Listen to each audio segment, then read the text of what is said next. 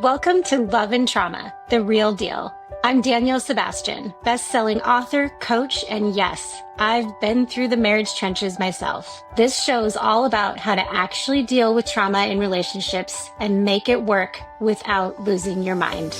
If you're ready for honest talk, no fluff, and tools that cut through the noise, tune in because let's face it, love can be a bit of a mess, but it's a mess worth figuring out. This is Love and Trauma, the real deal. Have you ever asked a simple question and suddenly you found yourself in a full-blown fight? You weren't criticizing, you weren't attacking, you were just asking, and yet somehow the whole thing flips. The tone changes, the energy shifts, and you're left sitting there thinking, how did this just happen? And why does it always feel like it's my fault? If that sounds familiar, this episode is for you. This is part 2 of a 3-part series on trauma and marriage. In part 1, we talked about why you're so exhausted, why loving someone with trauma drains you in ways no one prepared you for, and why your fatigue actually makes sense. And today, we're taking the next step. We're talking about what's happening inside him when everything escalates, why his reactions feel bigger than the moment, and why it lands on you so personally. Because once you understand what's really going on beneath the surface, you can stop blaming yourself for things that were never actually about you. And I'm so excited because next week, in part 3 of this series, I'm going to be sitting down with Dr. Kelly Flanagan for a deeper conversation about how couples move out of defense mode and back into real connection. So if you've ever thought, why does everything I say turn into a fight? This episode will finally give you language for what's happening. But for now, let's stay right here. Because when your spouse reacts strongly, when he shuts down, gets angry, controlling, defensive, or distant, it doesn't just feel confusing. It really feels like it's about you. It feels like you said something wrong or chose wrong timing or should have known better by now. But over time, these moments, they really start to chip away at your confidence. You start second guessing yourself. You replay these conversations. You wonder if you're the problem. And I want to share a quick story that might sound painfully familiar.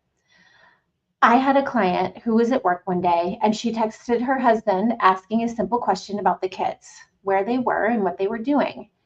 He responded that he wasn't really sure where they were at the moment. So she asked a few follow-up questions, just not aggressively, not critically, just curiosity. And his response, he told her he just couldn't take her drama anymore. If you're married to a trauma survivor, that moment might feel all too familiar because suddenly what you were experiencing as curiosity, what you meant as care or responsibility, was received by him as an attack, as if you were saying he was a horrible father, as if you were criticizing his competence, as if you were questioning his worth. And then the reaction gets directed towards you. The tone shifts, the energy shifts, and before you know it, you're the one questioning yourself. Was I asking too much? Did I word that wrong? Should I have just let it go? And that part, that is what does the most damage. Not just the reaction, but how quickly you turn it inward. So before we go any further, I want to say this so clearly, and I'm going to keep saying it because it matters. It's not you, and it's not really about him. It's about what happened to him. So today's episode isn't about blaming trauma, and it's not about excusing harmful behavior. It's about understanding what's happening inside his nervous system in those moments so that you can stop internalizing reactions that were never actually about you. Because when you don't understand triggers, you end up taking responsibility for things that were never yours to carry. And my hope is that by the end of this episode, you'll be able to look at moments like that with more clarity and a lot less self-doubt. So Take a breath with me. You don't need to fix anything right now. You don't need the perfect response. Let's just talk about what's really happening when he gets triggered and why it feels so personal, even when it's not. Now, let's talk about why these moments so often end with you questioning yourself. Because when your spouse gets triggered, the reaction is usually directed outward. The tone sharpens, the words come out sideways, and suddenly you're on the receiving end of frustration, blame, or shutdown. And even if you know logically that you didn't mean any harm, something subtle happens inside you. You start searching for what you did wrong. You replay the conversation. You analyze your tone. You wonder if you should have waited or said it differently, and worse, not said anything at all. And that makes sense because we as humans, we are wired to look for cause and effect. If something went wrong, I must have caused it. But when trauma is involved, there's something much deeper happening underneath the reaction. Many trauma survivors, they grew up in environments where mistakes were dangerous, very dangerous, where being questioned meant punishment, being misunderstood meant shame, being curious meant conflict, and being imperfect meant rejection. Some grew up being blamed for things they didn't do. Others were made responsible for adults' emotions. Some were constantly criticized, compared, or told they were too much or not enough. And over time, their nervous systems learned a very painful lesson. If something goes wrong, it must be my fault. So guilt, it becomes automatic. Shame becomes familiar. And defensiveness, you guys, becomes protection. Because when guilt and shame show up in the body, they hurt. And the fastest way to escape that pain, you guys, is to push it away. And that's why the defensiveness often comes out first. And it's not because your spouse wants to attack you, but because his body is trying to get out of the unbearable feeling of, I'm bad or I failed. And this is where the CPTSD translator becomes so helpful because what you say and what they hear are often very different things. For example, when you say something like, hey, do you know where the kids are right now? What they hear is, you're irresponsible, you're failing, you're not doing a good job. If you say, hey, I was just checking in, what they hear is, you're being watched and you're about to get into trouble. When you say, I need to talk about something, what they hear is, you messed up again. You disappoint me. When you say, can we figure this out together? And here's the thing, they hear, well, you can't handle things on your own. And here's the key thing that I need you to understand. They're not choosing to hear it that way, you guys. Their nervous system is filling in the blanks based off of what they learned as a child and not what you're actually saying now. So when that reaction, it gets directed towards you, it feels incredibly personal because suddenly you're being treated as if you're attacking, criticizing, or shaming, even when you're not. And that's when you start doubting yourself. Maybe I am too much. Maybe I should have just worded it differently. Maybe he should be married to someone else who doesn't bring these type of things up. But here's the truth I want you to hear clearly. You didn't cause the trigger. You stepped into a moment after his nervous system had already decided something was wrong. Your curiosity didn't create danger. Your question didn't equal criticism. Your needs didn't mean rejection. But when someone grew up in an environment where safety depended on being perfect, quiet, or invisible, even these neutral moments can feel really, really threatening. And suddenly, you become the stand-in for a much older story. And that is why I keep coming back to this. It's not you, and it's not him. It's about what happened to him. That doesn't mean your experience doesn't matter, and it doesn't mean you should accept being hurt. but it does mean you can stop carrying guilt and blame that were never yours. Because when you stop questioning yourself, you gain something incredibly important: your clarity. And clarity is what makes the next steps possible.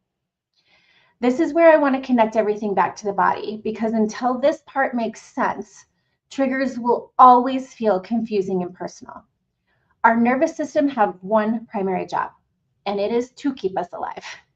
When the body senses danger, it doesn't stop to analyze.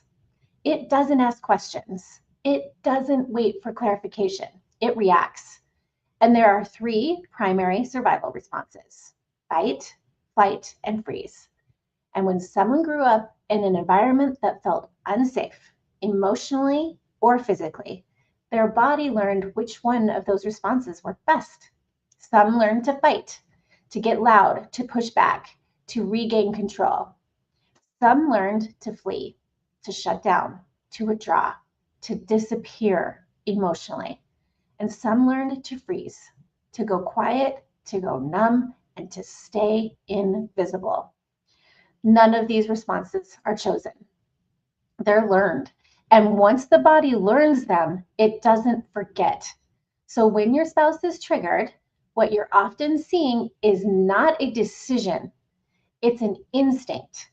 The body thinks there's a bear, but here's the part that really matters. Sometimes it's not a bear. It's a stump that looks like a bear, a question that looks like criticism, a request that looks like failure, a moment of uncertainty that looks like danger, but the nervous system doesn't know that yet. It reacts first. And that's why things escalate so quickly. One moment you're talking about something practical. The next you're dealing with anger, shutdown, or defensiveness, because the body saw something that resembled danger and responded accordingly. And here's the most important shift that you can make in real time. The goal isn't to prove that it's a stump in the moment. The goal is to pause, because the pause is what creates enough space for both nervous systems to ask a different question. Instead of reacting automatically, the pause allows both of you to internally ask, is this really a bear, or is this a stump that looks like a bear? That pause doesn't mean ignoring the issue. It doesn't mean stuffing your feelings. And it doesn't mean letting things slide forever. It simply means you're choosing not to respond from survival. Because when someone is in fight, flight, or freeze, they do not have access to curiosity. They do not have access to nuance. They do not have access to empathy or problem solving. All that lives in the part of the brain that comes back after safety is restored. So if you've ever tried to explain yourself in the middle of a triggered moment, which if you're here, I know you have, it sometimes only makes things worse. And this is why that is happening. You were speaking to logic, and the body was responding to threat. That pause is what gives the body time to realize, oh, this isn't actually a bear. And once that realization happens, everything changes. Not instantly, not perfectly, but enough. Enough for regulation, enough for choice, enough for connection to become possible again.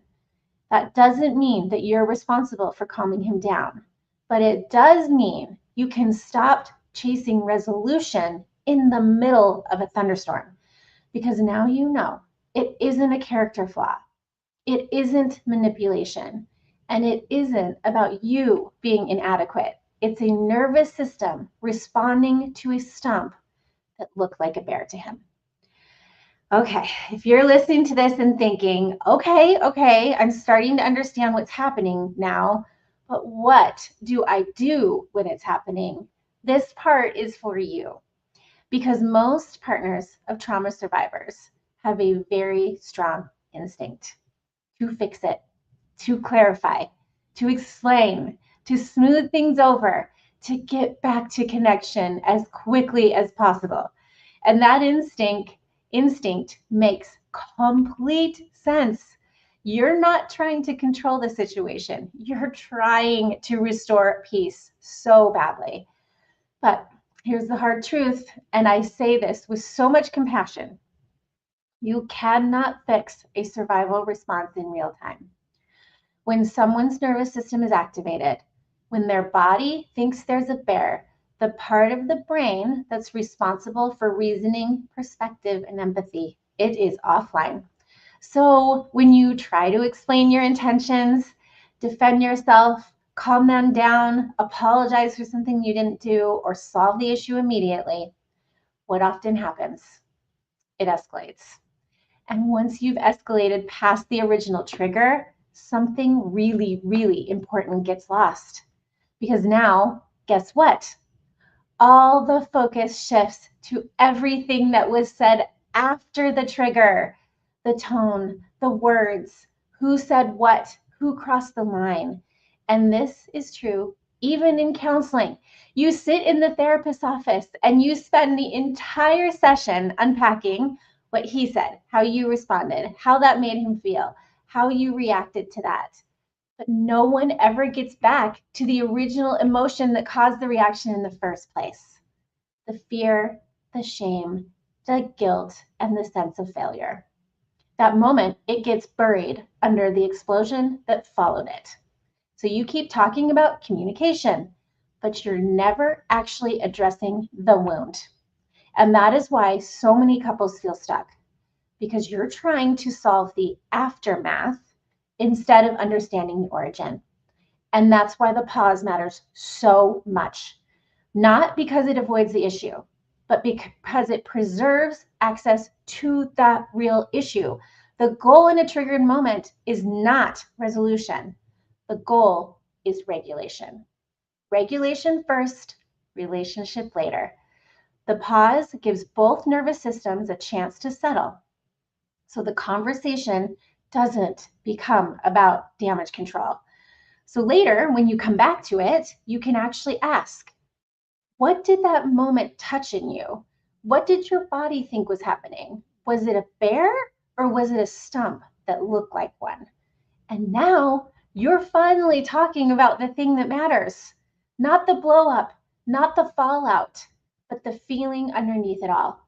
And here's where so many partners feel relief for the first time. It's not your job to regulate him, and it's not your job to fix the relationship in the heat of the moment.